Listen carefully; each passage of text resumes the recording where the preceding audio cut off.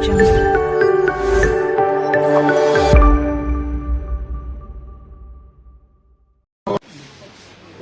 लोगों ने विधानसभा के कार्यकर्ताओं को धन्यवाद दिया है। लोकसभा के चुनाव की हार को जन आदेश को हम स्वीकार्य कर रहे हैं। हम आत्मचिंतन और आत्म मंथन कर रहे हैं। हार के कारणों का उनको दूर करने की कोशिश करेंगे और विशेष तौर पर देवेंद्र झाझड़िया जी ने जो चूरू में यमुना का जल पिलाने की बात कही 30 दशकों के बाद में भजन लाल जी की सरकार ने अल्पकाल के अंदर जो डीपीआर पर सहमति करी एमओयू बनाया हरियाणा का, हमने मुख्यमंत्री जी से मिलकर मांग की है कि इस बजट के अंदर वो प्रावधान करें और जो 3 बड़े पाइपों से जो यमुना का पानी आ रहा है विशेष तौर पर राजेवाला हेड से वो पानी आए ताकि यहाँ पीने के पानी और यहाँ के खेत को पानी मिले। दूसरा, चूरू के अंदर हमने घूम घूम कर कहा था कि चूरू शहर के अंदर चूरू के विकास के लिए हम 100 करोड़ की एक योजना लेकर आएंगे। अब जो 18,500 करोड़ की जो योजना 40 शहरों में की स्वीकृत हुई, उसमें चूरू भी है। हम उसके लिए प्रोजेक्ट बना रहे हैं। चूरू के मनोरंजन क्लब को भी हम विकसित करेंगे और चूरू में जो वंचित वार्ड है उनमें सीवरेज और ड्रेनेज से लेकर सड़क का काम करेंगे। हार की नैतिक जिम्मेवारी स्वीकार करते हुए हम सेवा के काम में जुटेंगे। मोटे तौर पर यही मुझे कहना है। कोई और सवाल आपका हो तो आप सवाल। सर, जो हेरिटेज के लिए जो प्लान चल रहा है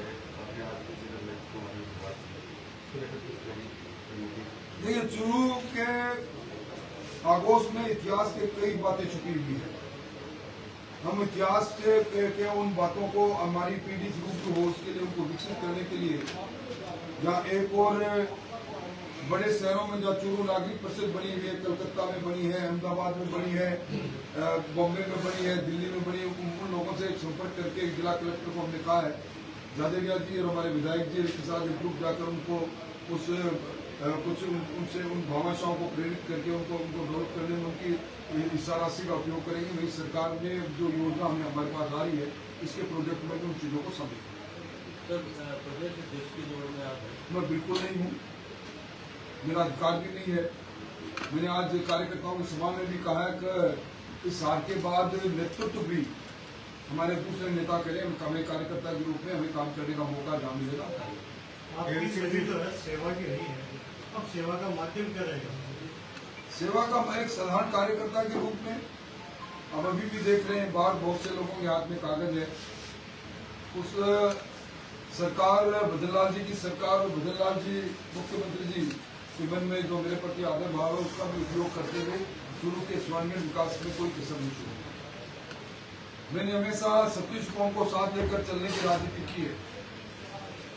कतिपय लोग जो कल तक हमारे पार्टी का हिस्सा थे वो इस वातावरण को चुनाव के बाद भी बिगाड़ने की कोशिश कर रहे हैं। हम उस वातावरण को बिगड़ने नहीं देंगे। सामाजिक सौहार्द रखते हुए और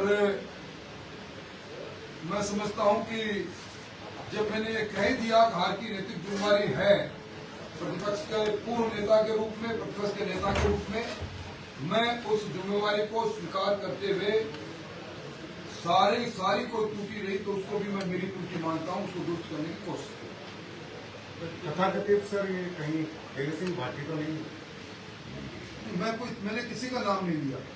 मुझे देवी सिंह जी से लेकर अन्य लोग जो जिस प्रकार की टिप्पणियां कर रहे हैं, मेरा तो एक ही है कि टिकट देना नहीं देना का काम आला कमान का है।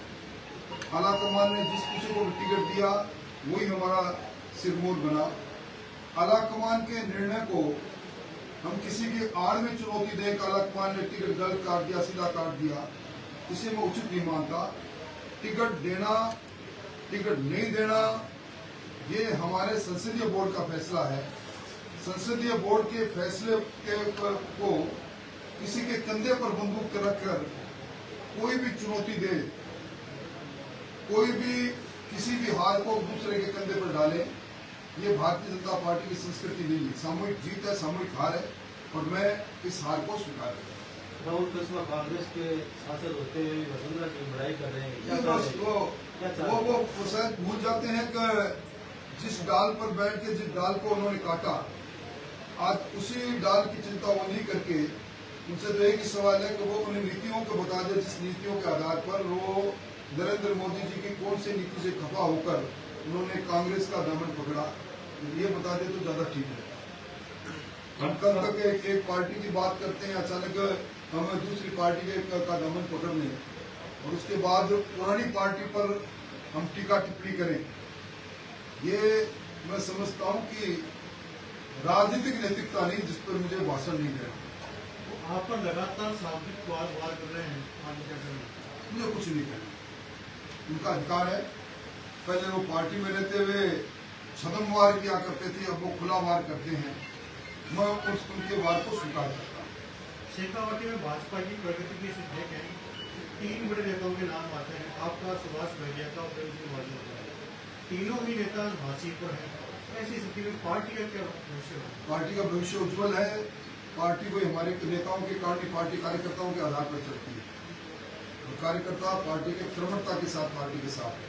हमें गर्व है कि हम दुनिया के सबसे लोकप्रिय नेता हमारा नेतृत्व कर रहे हैं और आप देखोगे कि देवेंद्र जी की और लाल जी की अगुवाई में हम चूरू के अंदर विकास की चार चांद लगाए।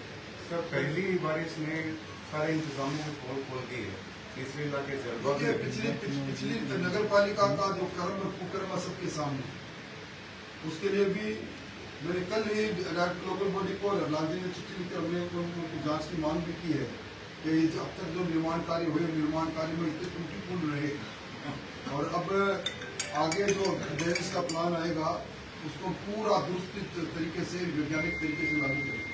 आपने कहा था कि जैसे हमारी सरकार होने के कई जेल में जाएंगे, निश्चित तौर पर जांच हो रही है, जांच के पश्चात जांच के परिणाम के बाद ही आएंगे, हमको बदले की भावना से नहीं करें। सर, चूरू का सबसे ऐतिहासिक पीखाना जोड़ा है, जहां वर्षों जो आपके समर्थकों का सबसे निकटवर्ती मोहल्ला है वो दुर्दशा में गंदे पानी से भरा पड़ा है और चूंकि वो आबादी के निकट आ चुका है, इसलिए सेठ भी कहता है मेरा है, वन विभाग कहता है मेरा है, गौशाला कहती है मेरा है और उसके ताला लगा हुआ है। खिलाड़ियों को खेलने की सुविधा बंद करती कर रही है, जोड़े में गंदा पानी भरा पड़ा है। क्या मुख्यमंत्री जी द्वारा जो बजट दिया गया है उसके सुधार की भी उसमें कोई बात की जाएगी? बिल्कुल, पत्रकार महोदय धन्यवाद।